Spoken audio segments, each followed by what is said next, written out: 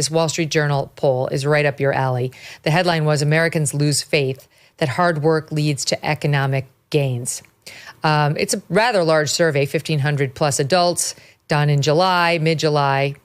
The share of people who say they have a good chance of improving their own standard of living fell to 25%. Just 25% of Americans believe they have a good chance of improving their standard of living. It's a record low in surveys dating back to 1987. 42% say they strongly or somewhat disagree that they can improve it.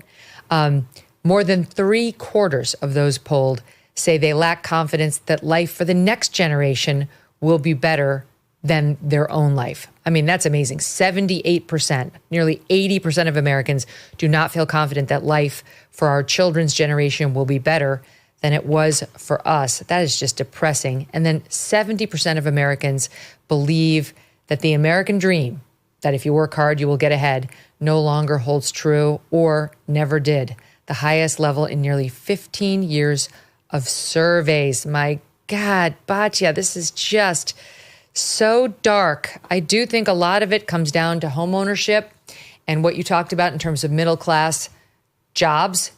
And I think AI, too, is potentially in there because you hear about it a lot, how AI is going to be stealing all the jobs and our children aren't going to be able to find work at all thanks to rampant AI that has no master reeling it in. But what are your thoughts on these numbers? So I think for a long time, we saw the American dream become basically a privilege for the college educated. The working class was really cut out of it thanks to Democratic policies. What we're seeing now is a lot of these over-credentialed college elites who would have 10 years ago been assured of making it into the top 10%, but now because of AI are struggling because of a lot of the entry-level white-collar jobs are being destroyed by AI. True. And these people are unbelievably resentful. A lot of them have college debt. They were told they were very special. And at university and college, they were taught to have contempt for people who don't have a college degree.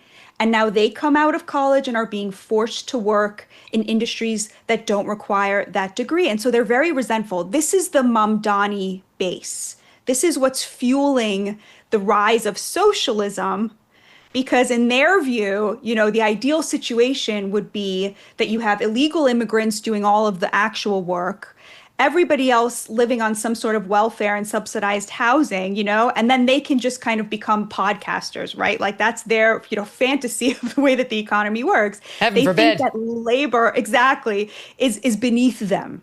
It's really about, you know, it's a hatred of America, but also a hatred of labor. They've been taught to have immense contempt for work that requires labor. So those are the people I think who are losing trust that they're going to be better off than their parents. But I think a much bigger thing is exactly what you pointed out, Megyn. It's home ownership. This has to become a major concern for the GOP going forward. This is what Gen Z is thinking about all the time. They're really not thinking as much about the cultural battles and the cultural issues. They're thinking about why. Or Epstein, they're thinking about why they can't afford a home, which brings me to this Lisa Cook. This woman I'm in love with this story.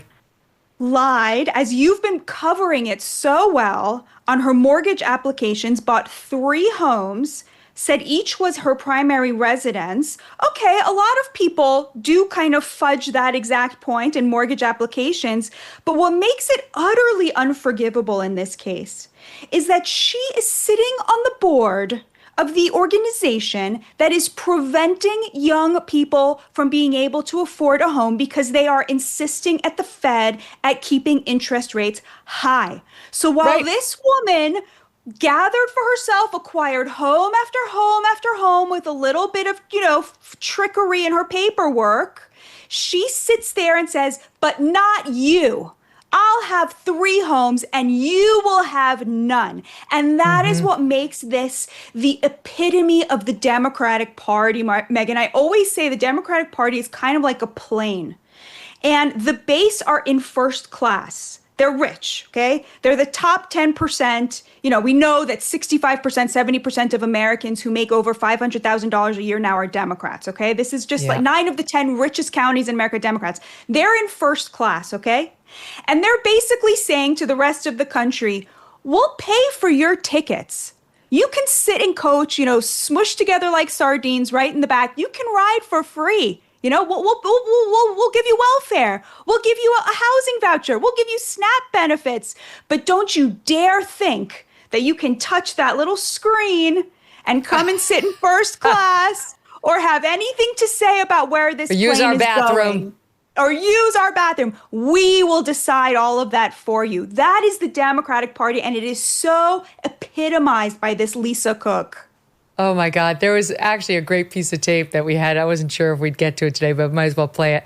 But this reporter, he used to work for the New York Times. This guy actually went and tracked down one of her many houses.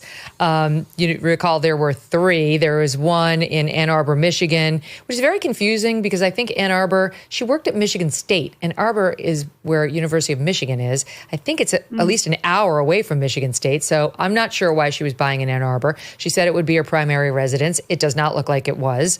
And 2 weeks later, she bought a residence in Atlanta, Georgia, and said that was going to be her primary residence. But we don't think that was the case either.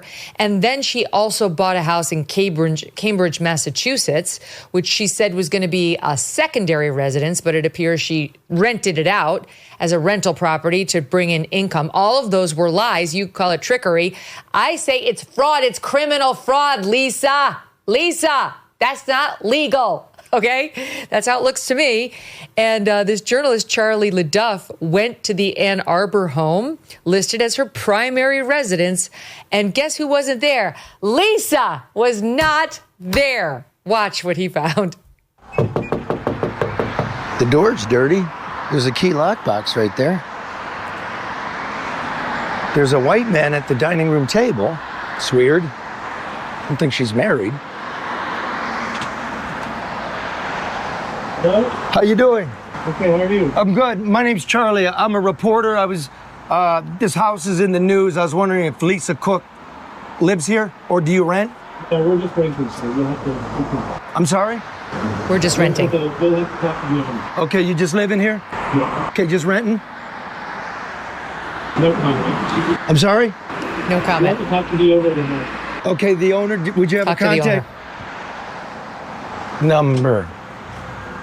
Oh. So the person inside, before he realizes, says, quote, "We're just renting. Talk to the owner," then says no comment. Oh, my dear. In any event, he didn't do anything wrong, but she appears to have. So, I mean, and by the way, Bill Pulte, God bless Bill Pulte.